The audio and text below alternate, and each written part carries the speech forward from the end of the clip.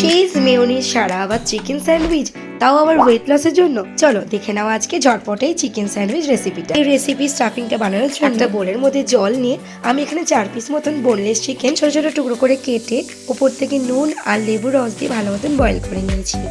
আর এদিকে আমি 1 প্লেট সবজি নিয়ে নিয়েছি। প্রথমে কড়ার মধ্যে 1 চামচ মতো বাটার দিয়ে এখানে আমি স্লাইস করা পেঁয়াজের টুকরো, বিনসের টুকরো, গাজরের টুকরো, বেবি কর্নের টুকরো আর তার সাথে আরও দিয়েছিলাম কাঁচা লঙ্কা কুচি, টমেটো কুচি আর দিয়েছিলাম ক্যাপসিকাম কুচি। এবার এই সম্পূর্ণ উপকরণগুলোকে ভালো করে নাড়াচাড়া করে নিতে হবে সামান্য নুন আর গোলমরিচের গুঁড়োর সাথে। যেগুলো ভাজা ভাজা হওয়ার পর এখানে আমি 2টো সস ইউজ করবো, চিলি সস আর হলো সোয়া সস। তো সবজিটাকে ফ্রাই করার পরে আমি এখানে 1/2 চামচ মতন সোয়া সস দিয়ে ভালো করে নাড়াচাড়া করে নেব। আর এদিকে বয়েল করা চিকেনের টুকরোগুলো দেখো ঠান্ডা হয়ে যাওয়ার পর হাতের সাহায্যে এরকম করে ছাড়িয়ে নেব। আর এদিকে সবজিটা ভাজা ভাজা হয়ে গেছে, ওপর থেকে 1 চামচ মতন চিলি সস দিয়ে নাড়াচাড়া করে ওপর থেকে সেই ছাড়িয়ে রাখা চিকেনগুলো দিয়ে দেব। দিয়ে আবারও ভালো মতন নাড়াচাড়া করব। চিকেনগুলোকে ভালো মতো নাড়াচাড়া করে নিতে হবে সবজি আর মশলার সাথে।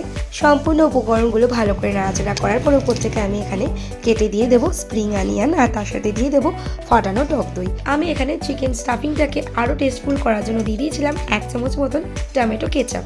তোমরা চাইলে এটাকে স্কিপ করতে পারো।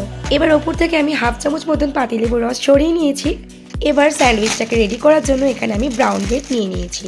তো এই ব্রাউন ব্রেডটাকে ভালো মতন তাওয়াতে এপিট ওপিট করে সেঁকে নেব। ব্রেডগুলো ভালো মতন সেঁকা হয়ে গেলে তার উপর দিয়ে দেবো এখানে 1/2 চামচ মতন আমুলের বাটার।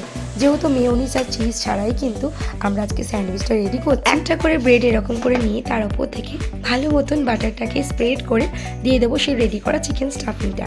তো চিকেন স্টাফিং এখানে আমি 1 থেকে 1.5 চামচ মতন ইউজ করছি। ফোকের সাহায্যে এখানে আমি চিকেনের স্টাফিংগুলো ভালো মতন ব্রেডের ওপর স্প্রেড করে উপর থেকে আরও একটা শাঁকা ব্রেড ভালো মতন চেপে ছুরির সাহায্যে এরকম ভাবে কেটে নেব। আর দেখো এখানে কত সুন্দর আমাদের weight loss cheese cream mayonnaise ছাড়া রেডি হয়ে গেল চিকেন স্যান্ডউইচ।